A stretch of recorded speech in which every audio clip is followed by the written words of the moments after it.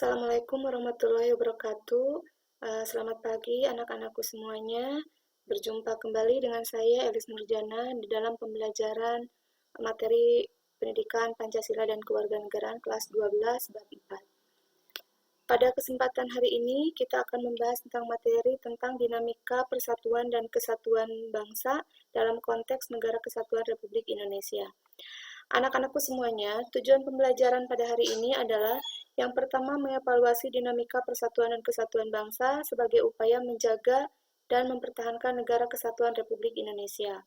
Sementara yang kedua, di ranah keterampilannya, tujuan dari pembelajaran hari ini adalah mendemonstrasikan hasil evaluasi dinamika persatuan dan kesatuan bangsa sebagai upaya menjaga dan mempertahankan Negara Kesatuan Republik Indonesia.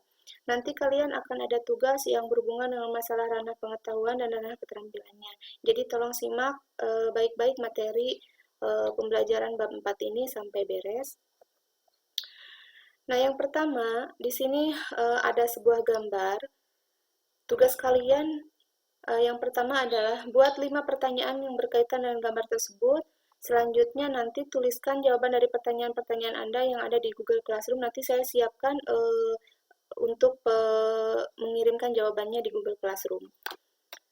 Ini ya, amati gambarnya, perhatikan baik-baik, setelah itu baru buat pertanyaan, 5 pertanyaan dari gambar yang sudah kalian amati tersebut. Nah, yang pertama kita bahas tentang hakikat Negara Kesatuan Republik Indonesia. Menurut Roger Henry Soltau berpendapat bahwa negara dipahami sebagai badan atau kewenangan yang mengatur atau mengendalikan persoalan-persoalan bersama atas nama masyarakat. Jadi, anak-anakku, menurut Roger, bahwa negara itu harus kewenangannya itu dalam upaya untuk bersama-sama rakyat. Jadi, pengelolaan dalam sebuah negara itu harus berdasarkan atas nama rakyat. Itu menurut Roger Henry Soltau. Ya, seperti itu. Nah, kalau kita bisa lihat, ini adalah sebuah teorinya seperti ini.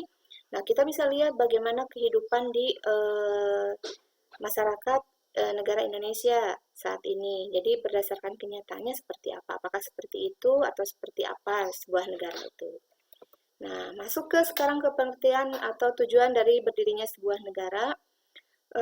Tujuan dari berdirinya sebuah negara menurut Miriam Budiarjo adalah untuk menciptakan kebahagiaan bersama bagi seluruh rakyat. Menurut Miriam, bahwa tujuan dari dibentuknya sebuah negara itu harus menciptakan kebahagiaan bersama seluruh rakyat. Nah, bagaimana di negara kita? Apakah negara kita sudah bisa mencapai tujuan tersebut atau tidak? Bisa kalian pahami, bisa kalian lihat analisis di dalam kehidupan kenyataannya seperti apa. Nah, ini bisa buat bekal kalian ya ketika nanti ada tugas untuk membuat sebuah makalah atau karya tulis, kita bisa membandingkan sebuah teorinya seperti apa atau yang seharusnya seperti apa, dan kita bandingkan kenyataannya seperti apa. Itu bisa menjadi sebuah karya tulis ilmiah yang bagus jika kalian ingin memulai sebuah menulis gitu ya, untuk menulis.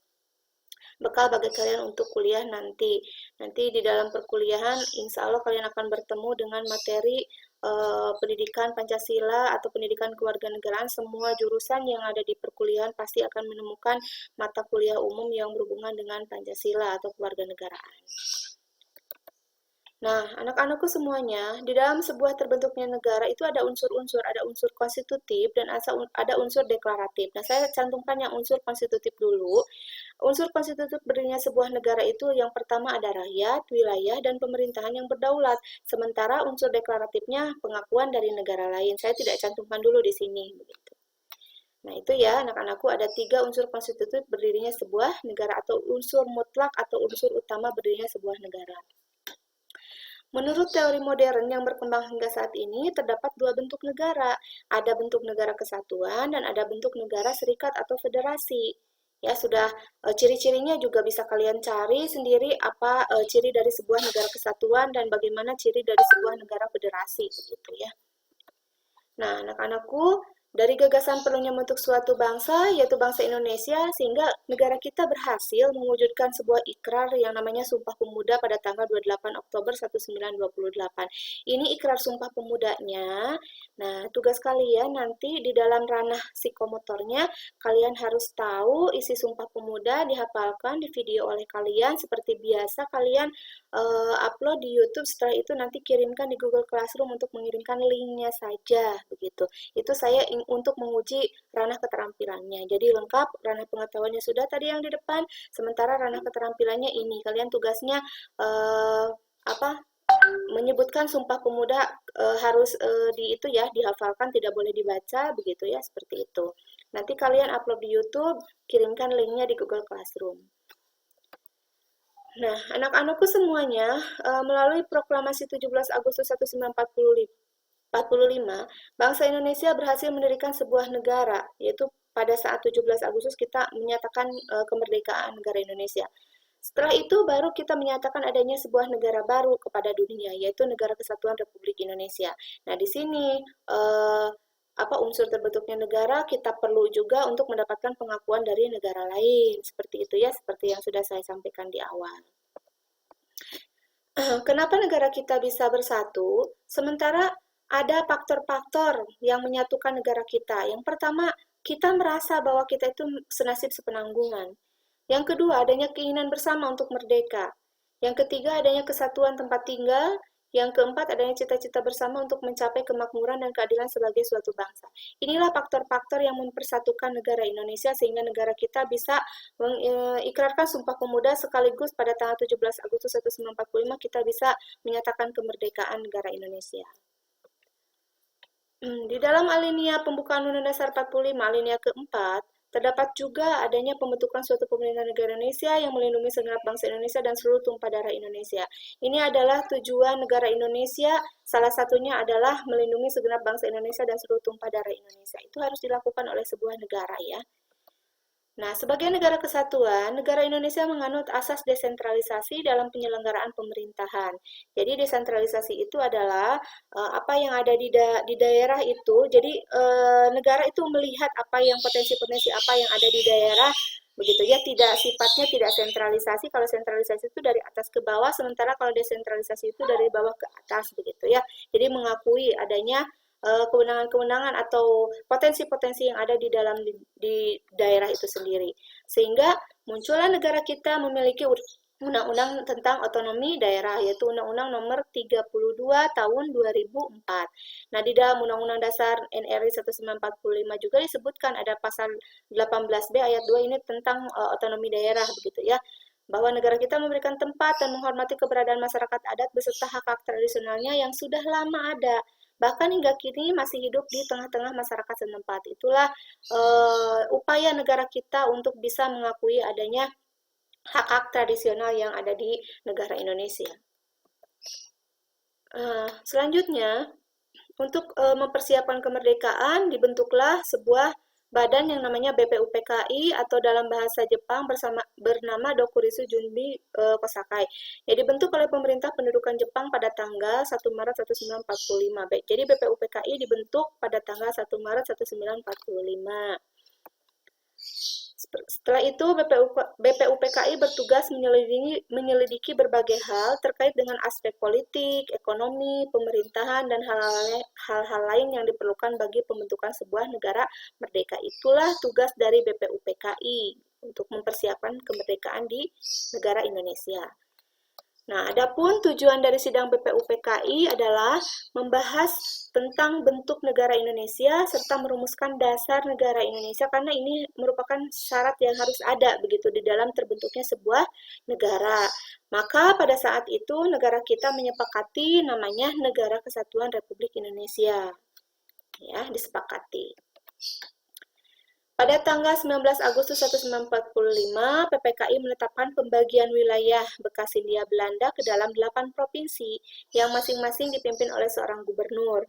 Provinsi-provinsi tersebut meliputi Sumatera, Jawa Barat, Jawa Tengah, Jawa Timur, Sunda Kecil, Borneo atau Kalimantan, Sulawesi, dan Maluku. Nah, ini sudah ada dari dulu juga pembagian-pembagian kekuasaan atau pembagian-pembagian di daerah-daerah begitu ya, sehingga tidak heran sekarang juga kita mengakui dengan adanya Undang-Undang Nomor 32 Tahun 2004 tentang otonomi daerah begitu.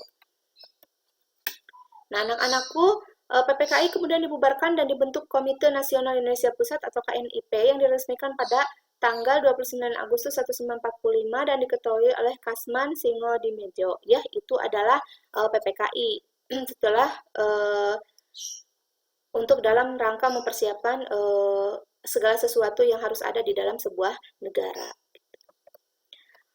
Nah, pada tanggal 5 Oktober 1945, pemerintah mengeluarkan maklumat pembentukan Tentara Keamanan Rakyat atau TKR dengan tujuan mengatasi situasi Indonesia yang mulai tidak aman karena kedatangan kembali tentara sekutu ke Indonesia setelah terjadinya penyerahan Jepang kepada sekutu. Jadi kita membuat sebuah benteng pertahanan untuk menjaga negara kita supaya tetap aman, supaya tetap utuh, supaya persatuan dan kesatuan kita juga tidak terpecah belah begitu ya, seperti itu.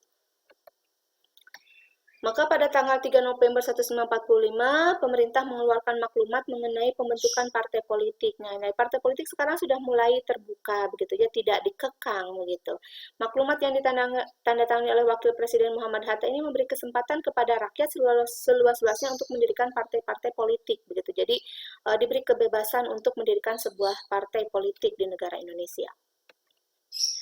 Pada tanggal 14 November 1945 terjadi perubahan dengan keluarnya maklumat presiden, yaitu tanggung jawab presiden ada di tangan para menteri. Nah, ini ada perubahan-perubahannya di dalam proses pelaksanaan pemerintahan yang ada di negara kita.